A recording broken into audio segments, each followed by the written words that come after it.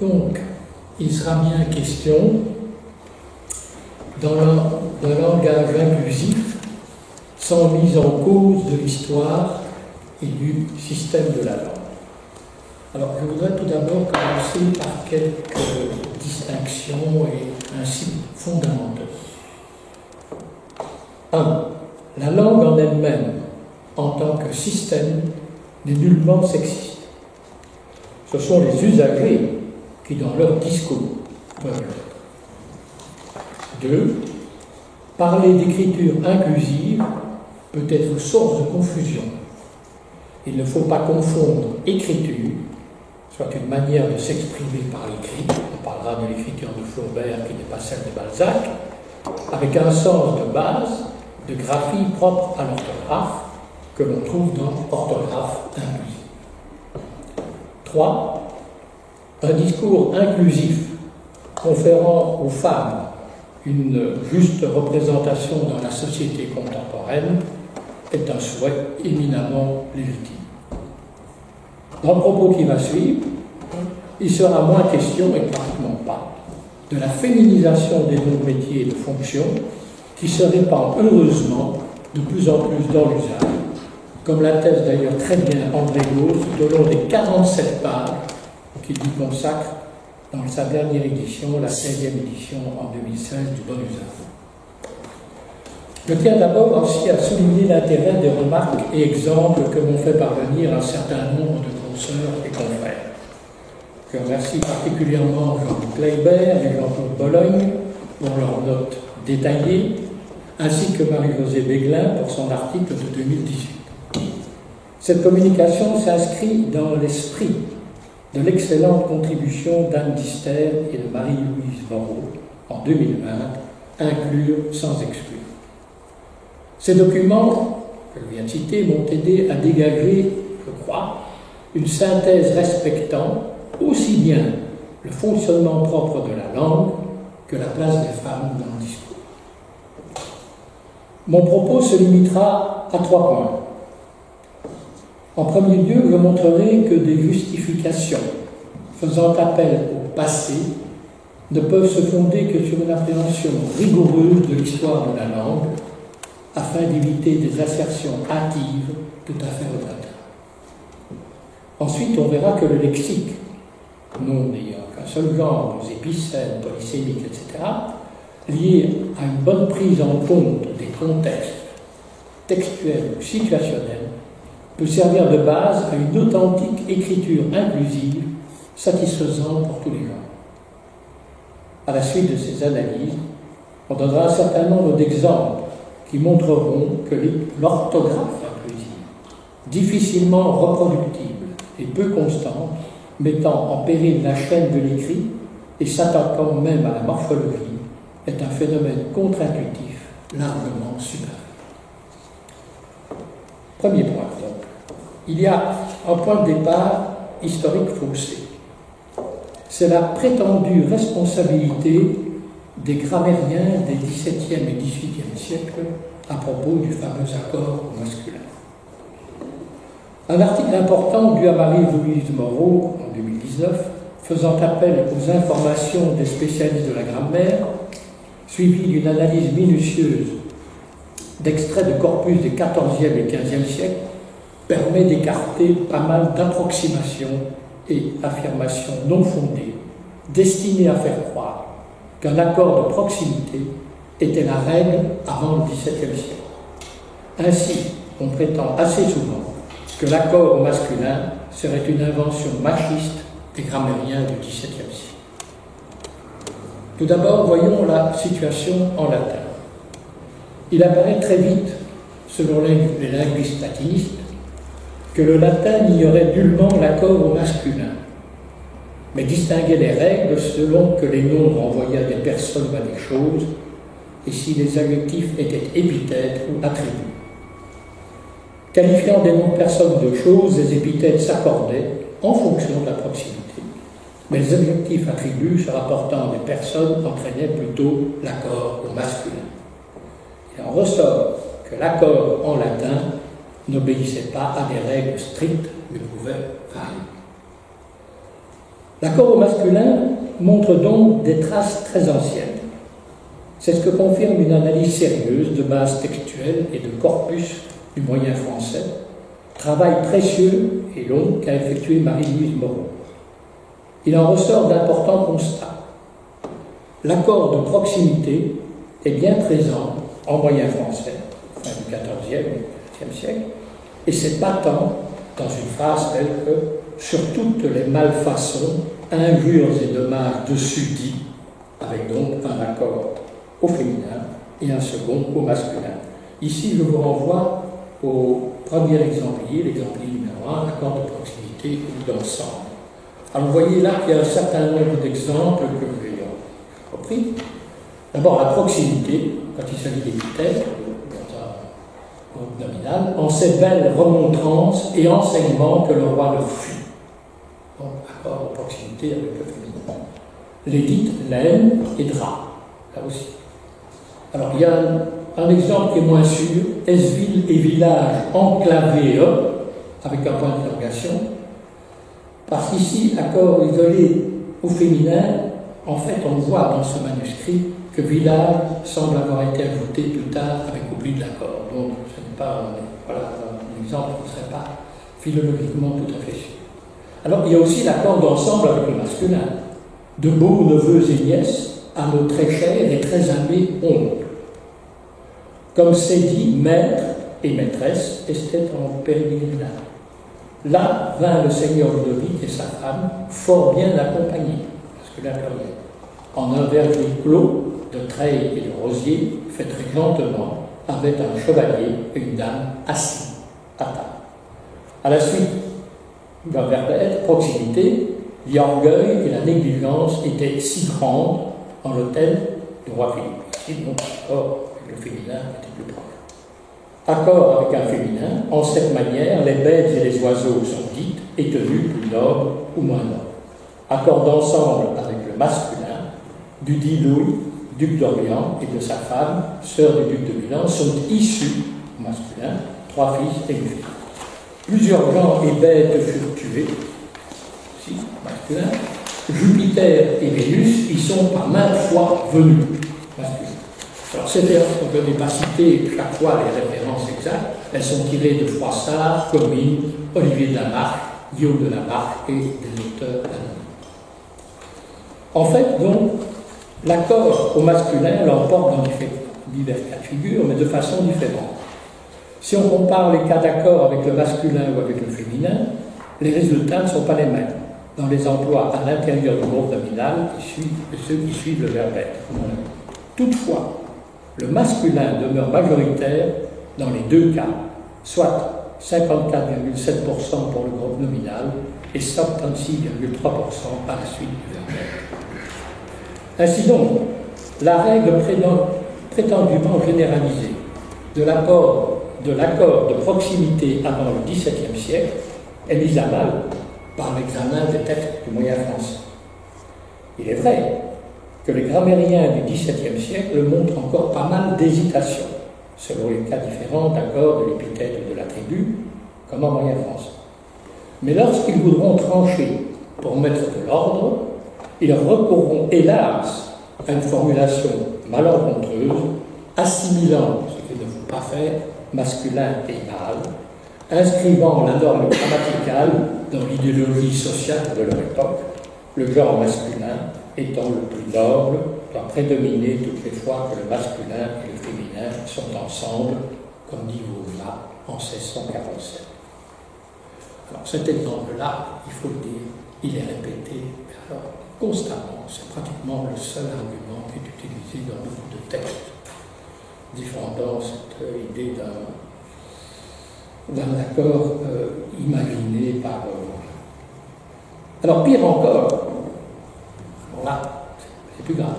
Pourtant, chez un remarquable grammairien, chez Bosé, en 1767, il dit « Le genre masculin est réputé plus noble que le féminin, et là, ça s'aggrave, à cause de la supériorité du mâle sur la femelle. » Bon, celui-là n'est pas très souvent cité, il faut bien le reconnaître. Ceci explique sans doute mais ne justifie pas une vision faussée de la réalité du langage dans la plupart des réflexions féministes de ces dernières années, ce que montre bien l'étude très documentée de Marie-Louise Moreau.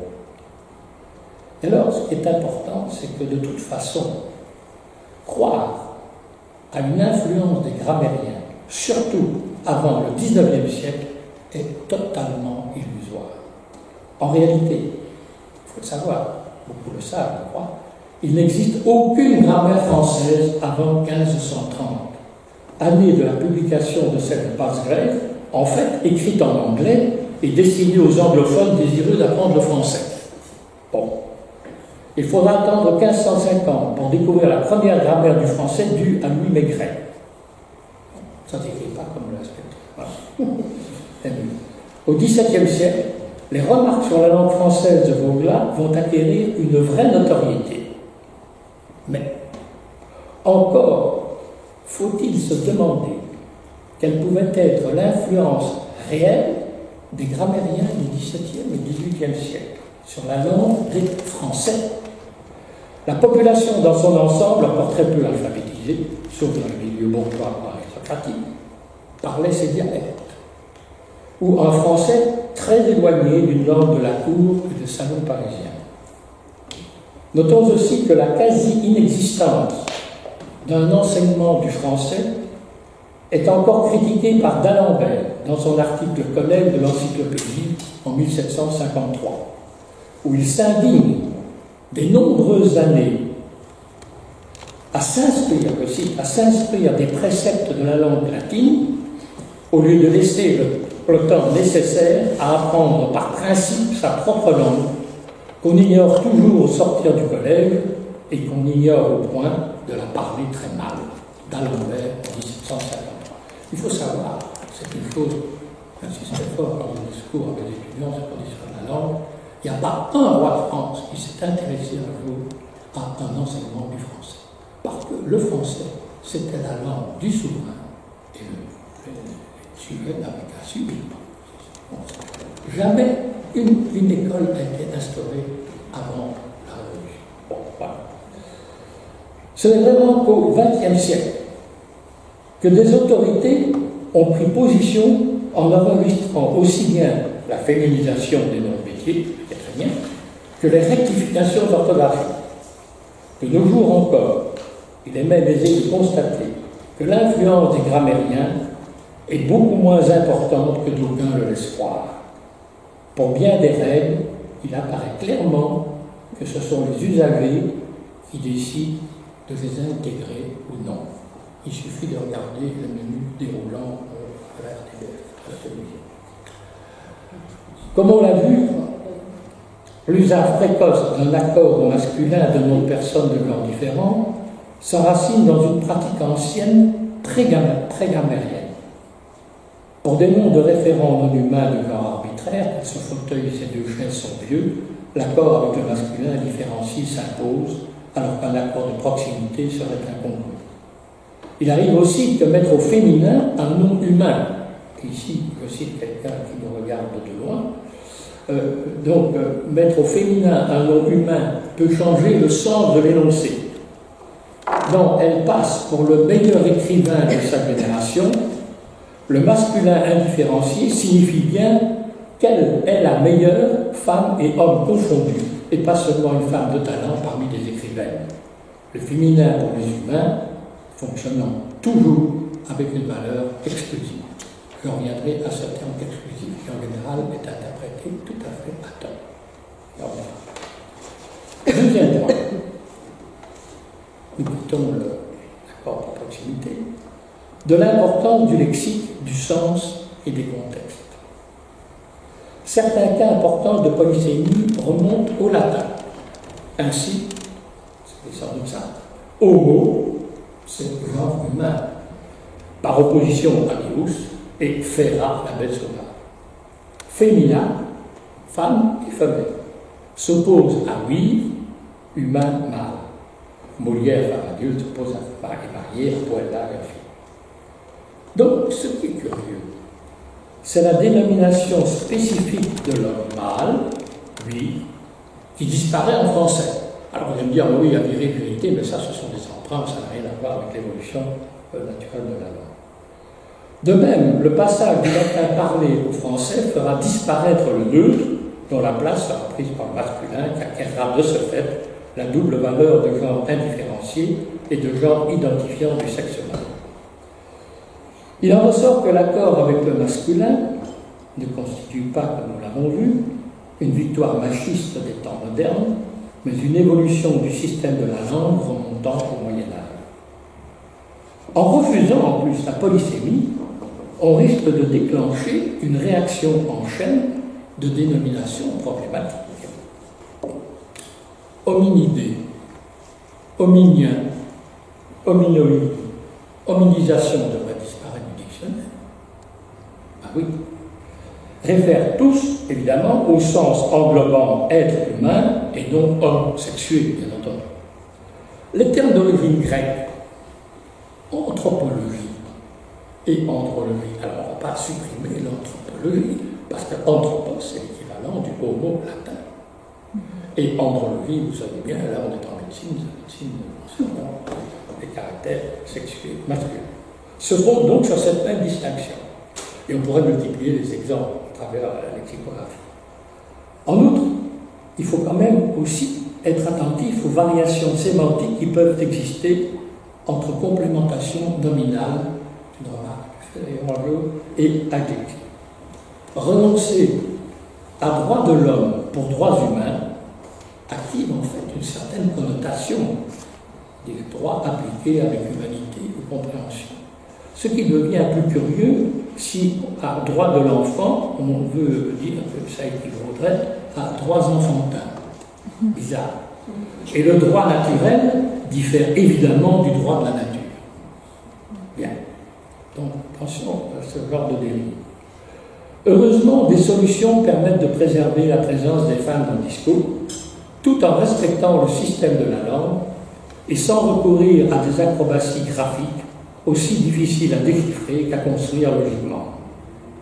On pense évidemment aux épicènes, qui pour les animés humains reçoivent leur genre de déterminant. Un dentiste ou une dentiste. Tout à l'heure, je m'ai vérifié dans le petit Robert, ça m'a amusé que dentiste est mis comme masculin. Mais pas les autres. Là, ils oublient. Un dentiste, d'ailleurs, un dentiste, un dentiste, une dentiste, un ou une pilote, un ou une partenaire, etc. Un cas particulier mérite attention. Il s'agit du féminin de certains noms en E, pour lesquels la morphie courante, en euse, coiffeur, coiffeuse, promeneur, promeneuse, etc., ne semble pas possible. C'est le français du Québec qui a lancé un usage discutable, qui a gagné du terrain, surtout dans la presse et certaines administrations, en Belgique, en France et en Suisse. Il en va ainsi de noms tels que, nous connaissons bien évidemment, professeur, auteur, procureur, ingénieur, auxquels on a bon d'ajouter un signe purement graphique, un E muet, ce qui est étonnant. Outre une croissance de l'écart de nouveau entre phonie et graphie, ce procédé a aussi le défaut de créer une marque redondante inutile, puisque le genre est toujours indiqué systématiquement par les déterminants et les qualifiants. C'est une professeure bardée de diplômes. Vous allez me dire, on ne s'aperçoit pas que c'est une femme. Bizarre. La procureure, étonnée par la défense, ou encore pour la mention d'un titre, professeur Béatrice X, je crois qu'il est assez clair que ce professeur est féminin. Donc ce sont des mots qui fonctionnent aussi bien au masculin qu'au féminin. Manifestement, dans tous ces cas, le contexte est donc sans équivoque. Pour auteur, il existe même le féminin autrice, très bon, déjà attesté au début du XIXe siècle, qui se répand de plus en plus. Il est remarquable enfin que déjà au XIXe et jusqu'au début du XXIe siècle, écrivains et journalistes ont usé des déterminants pour marquer le féminin de ce type de nom. Un autre moyen qui n'invisibilise pas les femmes, recourir à une série de masculins indifférenciés qui fonctionnent comme renvoyant avec évidence à des groupes mixtes. Par exemple, je lisais dans le journaux, l'association des commerçants de Liège. Alors, on n'a pas mis des commerçants. Si on avait mis uniquement des commerçants, on aurait dit qu'il n'y a pas de commerçants à Liège. Tandis que l'association des commerçants d'hier, c'est évidemment le masculin différencié. Les liégeois. Je pense qu'il y a peu de gens qui appellent les liégeois mâles, quand même. Hein. Les habitants des grandes villes, les étudiants, les bacheliers, les voyageurs. Les voyageurs pour Londres sont priés d'avancer. Et il y a personne qui dit « et moi je suis voyageuse ». Non, évidemment. En revanche, il peut être pertinent de recourir au redoublement là où les emplois féminins sont plus récents dans notre société. Alors là, parler de recrutement de policiers et de policières, ça devient pertinent. À l'armée, promotion annoncée de hauts gradés et de hauts gradés EES, etc. La brochure, d'ailleurs, Inclure sans exclure, que j'ai citée, propose un très bon ensemble de suggestions permettant d'éviter des redondances clairement inutiles. Enfin, un trait important reste à souligner, dans un énoncé du type « La réunion d'hier comptait 6 hommes et 7 femmes ». La reprise ne peut être formulée par « ces hommes ont souhaité », car « homme » est pris ici dans son sens spécifique et exclut toute interprétation générique pour les deux sexes. Seul l'incluant personne, terme féminin, conviendrait. On ne pourrait pas tous recourir à femmes, même si elles étaient plus nombreuses, car le féminin est nécessairement spécifique et désigne obligatoirement des femmes. C'est donc le masculin qui ne jouit pas de l'université, car il doit couvrir l'expression de l'indifférencié, à mon avis, une répartition finalement très peu machiste. Bon, nous en arrivons alors à ce dont on parle beaucoup, et dont on parle peut-être trop, c'est l'orthographe inclusive. Dans certains milieux féministes, on prétend que les formes du masculin favoriseraient une pensée machiste. Cette conception selon laquelle les mots façonneraient directement notre pensée est apparue au XXe siècle, dénommée hypothèse de Sapir-Whorf, a connu pas mal de succès. Elle n'est pas inintéressante. On en parlait à mes étudiants, je vais aussi comparer, mais ce n'est pas le cas ici.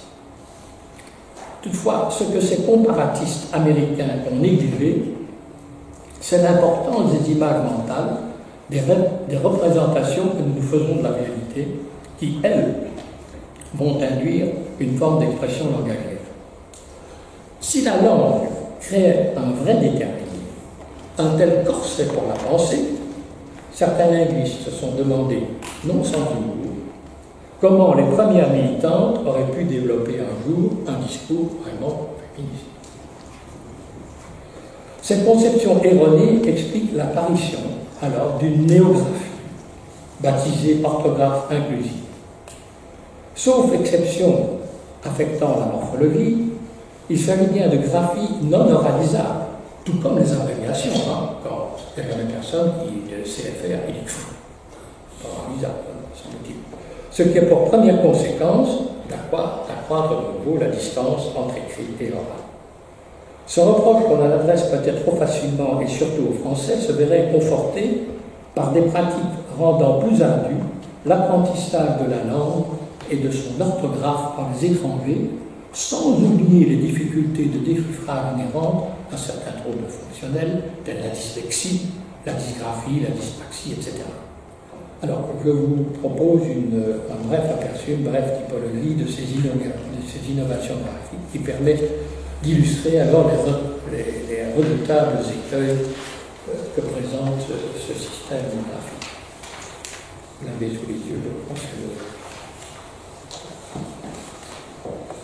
l'exemplier 2. Alors, l'exemplier 2, d'abord, je vais essayer de classer, parce que c'est quand même assez difficile de faire une véritable typologie. Néologisme par amalgame morphologique. Ce sont, je dirais, les cas les plus rares. Les poétesses et poètes, elles sont entourées par la musique surprenante de danse divine. Yel, N-E-I, toutes, alors toutes, ici avec T-O-U-S-T-E-S, qui remplace tout et tout, seul, ou c'est-le, etc. Là, ici, il faut bien dire, on est dans un véritable délire morphologique. Il n'y a pas d'autre moyen.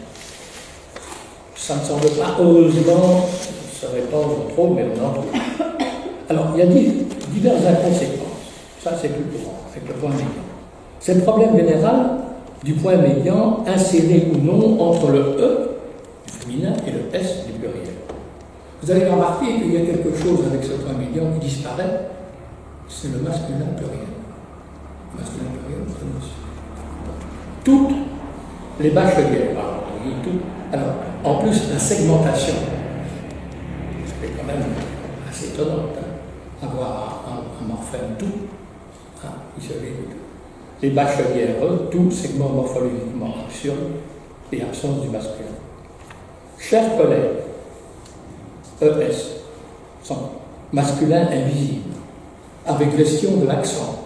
Alors là, je sais si, je me rappelle que des étudiants avec des difficultés encore à l'université à se rendre compte qu'il fallait, on pouvait mettre un accent grave devant une syllabe graphiquement ouverte et pas devant une syllabe graphiquement fermée.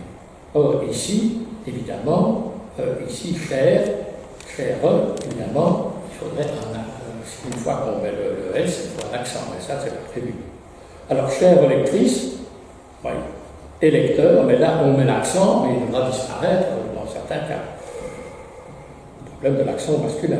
Chers étudiants, étudiantes, vous êtes convoqués pour rencontrer des interlocuteurs et puis point triste. C'est pas triste, hein? Insertion du morphème féminin. Alors, regardez le cas suivant, montre bien que cette insertion ne va pas de soi pour certains. Ambassadeur is, alors c'est quoi les ambassadeuristes? Le féminin ou c'est les ambassadrices? Probablement plus. Nous sommes toutes et tous condamnés à attendre sans pouvoir agir. Tous et toutes condamnés, bien sûr.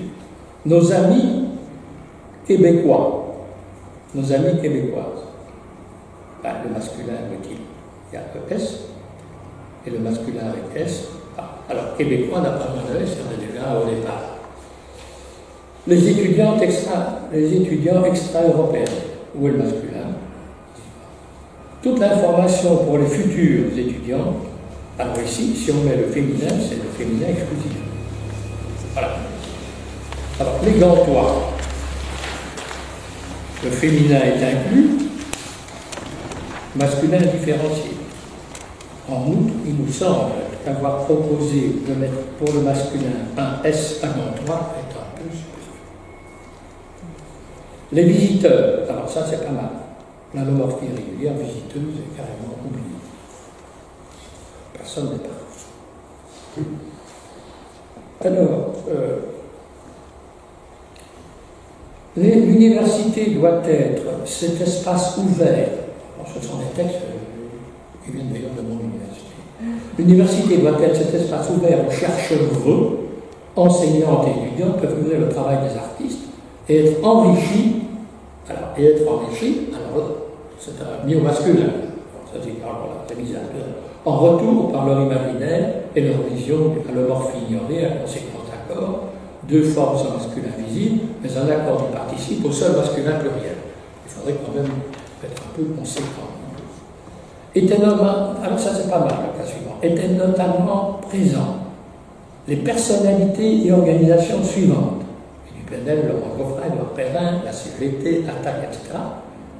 Alors ce qui est extraordinaire, c'est qu'on prévoit un accord autre au féminin pluriel, avec personnalité. Ce qui est hautement improbable, même s'il y a un ou deux hommes dans la liste. Tous, il n'y a que des hommes. Oui, c'est quand même assez étonnant. Alors ça c'est pas mal non plus. Les auditoires prêts ou prêtes pour le présentiel.